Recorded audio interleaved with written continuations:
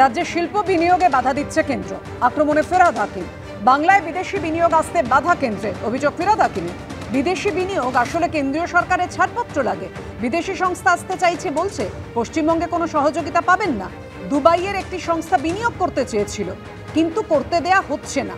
শেষ পর্যন্ত বাংলায় না এলেও একই সংস্থা নয়ডায় বিনিয়োগ করেছে।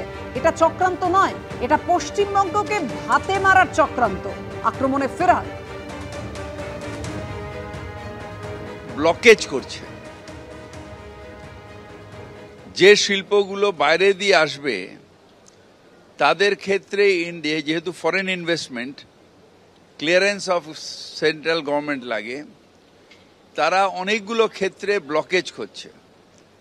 একটা বড় ব্র্যান্ড, দুবাইয়ের ব্র্যান্ড এখানে আসার কথা ছিল, কিন্তু তাদের ইনডাইরেক্টলি বলে দেওয়া হলো পশ্চিমবঙ্গে কাজ করতে গেলে আপনারা আমাদের সহযোগিতা পাবেন না।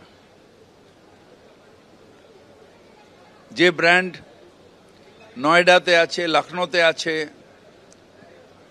সেটা পশ্চিমবঙ্গের ক্ষেত্রে তারা ব্লকেজ করছে উল্টো দিকে। এটা চক্রান্ত না, এটা হচ্ছে পশ্চিমবঙ্গকে ভাতে মারো। মন্ত্রী ফিরহাদ হাকিম তিনি অভিযোগ করছেন যে বাংলায় বিদেশি বিনিয়োগ আসতে কেন্দ্র সরকার বাধা দিচ্ছে, কোনো সহযোগিতা করছে না, বরং তারা বলছে যে বাংলায় বিনিয়োগ করলে কোনো সহযোগিতা পাবেন না। এই অভিযোগ করেছেন মন্ত্রী ফিরহাদ হাকিম। তার এই অভিযোগের প্রেক্ষিতে কি বলছেন বিজেপি বিধায়ক শঙ্কর ঘোষ, রাখবো আপনাদের সামনে। এই রাজ্যে বিনিয়োগ হওয়ার যতটুকু সম্ভাবনা ছিল সেটা সিঙ্গুরে, সেখানে সরষা বীজ ছড়িয়ে এসে মাননীয় মুখ্যমন্ত্রী সেই বিনিয়োগের সর্ষে ফুল দেখিয়ে দিয়েছেন।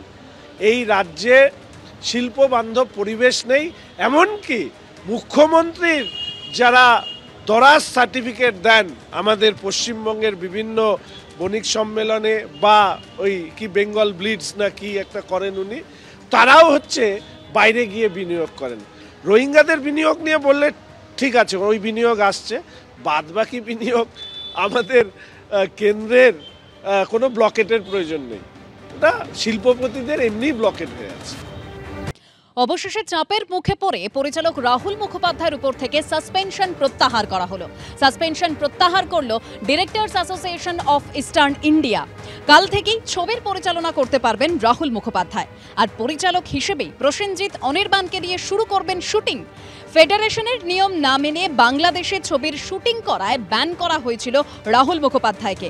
3 মাসের জন্য সাসপেন্ড করা হয়েছিল রাহুল মুখোপাধ্যায়কে, আর তারপরই প্রতিবাদে সরব হয়েছিল পরিচালকদের একাংশ।